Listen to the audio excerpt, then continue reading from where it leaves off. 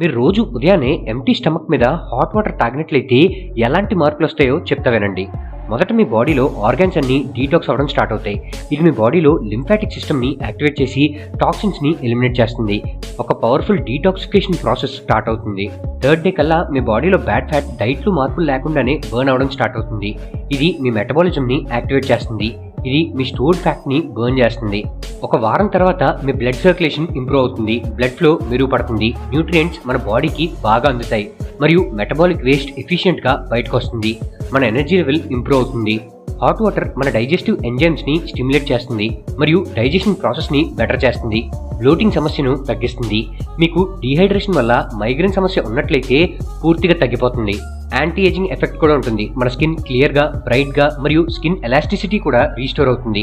ఒక simple glass of hot water empty స్టమక్తో తీసుకున్నట్లయితే మన హెల్త్కి ఎన్నో విధాలుగా బెనిఫిట్స్ ఉంటాయి. మీకు ఈ వీడియో హెల్ప్ఫుల్గా అనిపించినట్లయితే లైక్ చేయండి. మీరు రోజు హాట్ వాటర్ తీసుకుంటే ఎస్ అని కమెంట్ చేయండి. ఈ video me friends and family మెంబర్స్కి షేర్ చేయండి. ఈ ప్రపంచంలోనే కోల్డెస్ట్ సిటీ టెంపరేచర్ ఎంతో తెలుసా? -71 డిగ్రీస్ సెల్సియస్. అవును, మీరు విన్నది నిజమే. ఇక్కడ ప్రజలు ఎలా సర్వైవ్ అవుతారో తెలిస్తే మీరు నిజంగానే ఆశ్చర్యపోతారు. ఈ సిటీ పేరు యాకుట్స్. ఇది రష్యాలో ఉంది. ఇక్కడ లైఫ్ చాలా డిఫరెంట్గా ఉంటుంది. కార్ ఒకసారి ఆఫ్ చేసినట్లయితే మళ్ళీ స్టార్ట్ అవ్వదు. అందుకే రన్నింగ్లోనే ఉంచుతారు. ఒక 20 మినిట్స్ మీరు ఇంజిన్ ఆఫ్ చేసినట్లయితే అందులో ఉండే లిక్విడ్ లూబ్రికెంట్స్ అన్నీ సాలిడ్గా ఫ్రీజ్ అయిపోతాయి. మీరు ఏదైనా మెటల్ పీస్ని బేర్ స్కిన్తో టచ్ చేస్తే మీ స్కిన్ ఆ మెటల్కి అతుక్కుపోతుంది. ఇక్కడ అసలు వాటర్ పైప్ లైన్సే ఉండవు. ఎందుకంటే అన్నీ ఫ్రీజ్ అయి బర్స్ట్ అయిపోయే ప్రమాదం ఉంది. ఒకవేళ మీకు వాటర్ కావాలంటే ఐస్ని మెల్ట్ చేసుకొని యూజ్ చేసుకోవాలి. ఇక్కడ సువేజ్ సిస్టమ్స్ ఉండవు. సో బాత్రూమ్స్ అన్ని అవుట్డోర్స్లోనే లొకేట్ అయి ఉంటాయి. కానీ ఇక్కడ సమ్మర్స్లో టెంపరేచర్ ఒక్కోసారి 38 డిగ్రీల వరకు రీచ్ అవుతుంది.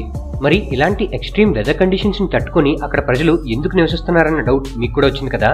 ఎందుకంటే మనీ ఎర్నింగ్ ఆపర్చునిటీ. ఇక్కడ డైమండ్ డిపాజిట్స్ ఎక్కువగా ఉంటాయి. రష్యాలో యావరేజ్ శాలరీస్ కన్నా ఇక్కడ ఉండే ప్రజలకి 2 to 3 టైమ్స్ శాలరీ ఎక్కువ ఉంటుంది. మరి మీకు కూడా 2 to 3 టైమ్స్ శాలరీ ఇంక్రీజ్ చేసి ఇక్కడికి పంపిస్తే వెళ్తారా? మీ ఒపీనియన్ ఏంటో కమెంట్ బాక్స్లో కమెంట్ చేయండి. మన ఇండియాని కాపాడడం కోసం ఒక వ్యక్తి పాకిస్తాన్ ఆర్మీలో జాయిన్ అయి మేజర్ ర్యాంక్ వరకు ఎదిగాడు. ఐడెంటిటీ బయటపడడంతో 16 సంవత్సరాలు పాకిస్తాన్ జైల్లో చిత్రహింసలు అనుభవించి మరణించాడు. ఎన్నో వేల మందిని కాపాడి ఆఖరికి తానే బలిపశువుగా మారాడు. తన త్యాగం వృధా అయింది. తన యవ్వనం దేశానికి అర్పితమైంది. అతనే ద బ్లాక్ టైగర్ అని పిలువబడే రవీంద్ర కౌశిక్. ఇతను ఒక స్టేజ్ యాక్టర్. తన టాలెంట్ని గమనించి రా ఇతన్ని ఏజెంట్గా ఎన్నుకుంది. 1970వ సంవత్సరంలో ఇతను పాకిస్తాన్కి వెళ్ళాడు. నబీల్గా పేరు మార్చుకున్నాడు. ఆర్మీలో జాయిన్ అయ్యాడు. మేజర్ ర్యాంక్ వరకు ఎదిగాడు. పాకిస్తాన్ రహస్యాలు, ప్లాన్స్ అన్నీ ఇండియాకు సీక్రెట్గా పంపించేవాడు. తద్వారా ఎంతోమంది భారత సైనికుల్ని కాపాడాడు. కానీ 1983లో ఐడెంటిటీ బయటపడడంతో 16 సంవత్సరాలు చిత్రహింసలతో జైలు శిక్ష అనుభవించి మరణించాడు. ఇలాంటి ఎందరో గొప్ప త్యాగమూర్తులు మనల్ని కాపాడారు. వాళ్ళందరికీ మన సెల్యూట్. జై హింద్. ఈ ఫోటోలో కనిపిస్తున్న ఆమె పేరు ఈరమ్మ. రజయోత్సవ అవార్డుతో సత్కరించారు. ఒక మనిషి నీళ్లకు బదులు, ఆహారానికి బదులు వేస్ట్ ఇంజిన్ ఆయిల్ తాగి 30 సంవత్సరాలు బతికాడంటే నమ్మగలరా? కానీ కథ నిజమంటూ ప్రపంచం అంతా వైరల్ అయింది. అతని పేరు ఆయిల్ కుమార్. భారతదేశంలోనే పుట్టిన ఈ వ్యక్తి చిన్నప్పటి నుంచే వింత అలవాట్లు కలవాడు. అతనికి సాధారణ ఆహారం తీసుకుంటే ఒళ్ళంతా నొప్పులు, వాంతులు వచ్చేవట. కానీ ఒకరోజు అనుకోకుండా వర్క్షాప్లో ఉన్న వేస్ట్ ఇంజిన్ ఆయిల్ రుచి చూశాడు. అప్పటి నుంచి అతను వేస్ట్ ఇంజిన్ ఆయిల్ని తాగుతున్నాడు. షాక్ అయిన విషయం ఏంటంటే ఆయిల్ తాగిన తర్వాత అతనికి ఎలాంటి సమస్య రాలేదట. రోజుకి కొద్దిగా వేస్ట్ ఆయిల్ తాగడం, అదే అతనికి డైట్ అయిపోయింది. డాక్టర్లందరూ షాక్ అయిపోయారు. చూసిన వాళ్ళంతా భయపడ్డారు. మీడియా వాళ్ళైతే ఆశ్చర్యపోయారు. ఇలా బ్రతకడం అసాధ్యం అన్నారు చాలా మంది. కానీ ఆయిల్ కుమార్ మాత్రం 30 సంవత్సరాలుగా ఇదే అలవాటు అంటున్నాడు. అతని శరీరం సాధారణ మనిషిలా లేదని, జీర్ణక్రియ చాలా భిన్నంగా పనిచేస్తుందని కొన్ని రిపోర్టులు చెప్తున్నాయి. కానీ ఇక్కడ ఒక నిజం గుర్తుపెట్టుకోవాలి. ఇదొక వైరల్ స్టోరీ మాత్రమే. ఇంజిన్ ఆయిల్ తాగడం అత్యంత ప్రమాదకరం. ఇది ఎవరూ ప్రయత్నించకూడదు. ప్రపంచ యుద్ధం ఒక ఆత్మవిశ్వాసానికి ప్రతీక.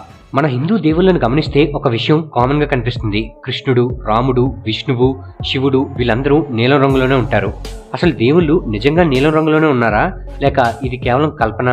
ఇది కేవలం భక్తి విషయం కాదు, ఇందులో సైన్స్ కూడా దాగుంది. మొదటగా నీలం రంగు అనేది ఇన్ఫినిటీని సూచిస్తుంది. ఆకాశాన్ని చూడండి, నీలంగా ఉంటుంది. సముద్రాన్ని చూడండి, నీలంగా ఉంటుంది. అంటే ఎండ్ లేని ఒక ఇన్ఫైనైట్ స్పేస్ని నీలం రంగుతో డిఫైన్ చేస్తారు. హిందూ తత్వంలో దేవుడంటే ఆది లేదు, అంతం లేదు, సరిహద్దులు లేవు. అలాంటి భావనను మనిషికి అర్థమయ్యేలా చూపించాలంటే నీలం కంటే పర్ఫెక్ట్ కలర్ ఇంకేదీ లేదు. రెండో కారణం లైట్ అండ్ ఎనర్జీ.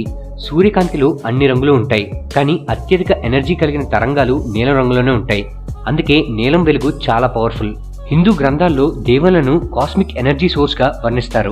ఆ ఎనర్జీని సూచించడానికి నీలం రంగు పర్ఫెక్ట్ ఎగ్జాంపుల్. అలానే కృష్ణుడు, రాముడు ఎప్పుడు ధర్మం కోసం బాధలు భరించారు. నీలం ఇక్కడ డెప్త్, స్ట్రెంగ్త్, త్యాగాన్ని సూచిస్తుంది. అందుకే హిందూ దేవుళ్ళు నీలం అంటే అదేమీ ఫెయిరీ టేల్ కాదు, అది సైన్స్, ఫిలాసఫీ, సింబాలిజం యొక్క కలయిక వెనక దాగున్న మనిషి కథ. చాలా మందికి ఈ ప్రశ్న ఉంటుంది, ఇందిరాగాంధీ జవహర్లాల్ నెహ్రూ కూతురు కదా, అయితే ఆమె పేరు ఇందిరా నెహ్రూ కావాలి కదా, మరి గాంధీ ఎలా వచ్చిందని? దానికి కారణం వివాహం. ఇందిరాగాంధీ గారు పెళ్లి చేసుకున్న వ్యక్తి పేరు ఫెరోజ్ గాంధీ. అయితే కొన్ని ఆరోపణల ప్రకారం ఫెరోజ్ గాంధీ గారు అసలు పేరు ఫెరోజ్ ఖాన్ అని, మరియు అతను ఒక ముస్లిం అని ప్రచారంలో ఉంది.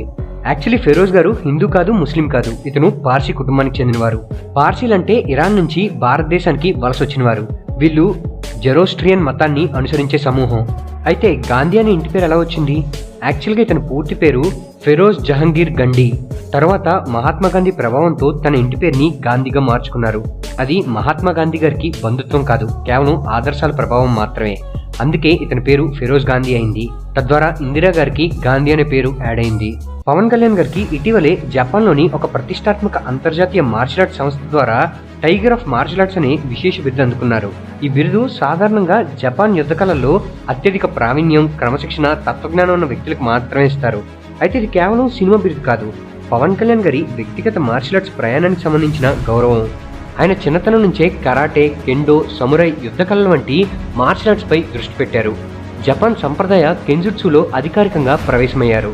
సుమారుగా 3 దశాబ్దాల పాటు యుద్ధ కళల్లో క్రమశిక్షణ మరియు తత్వ అధ్యయనం చేశారని గుర్తించి ఈ అంతర్జాతీయ గుర్తింపిచ్చారు. అందుకే జపాన్ వాళ్ళు ఈ ప్రత్యేకమైన బిరుదిచ్చారు.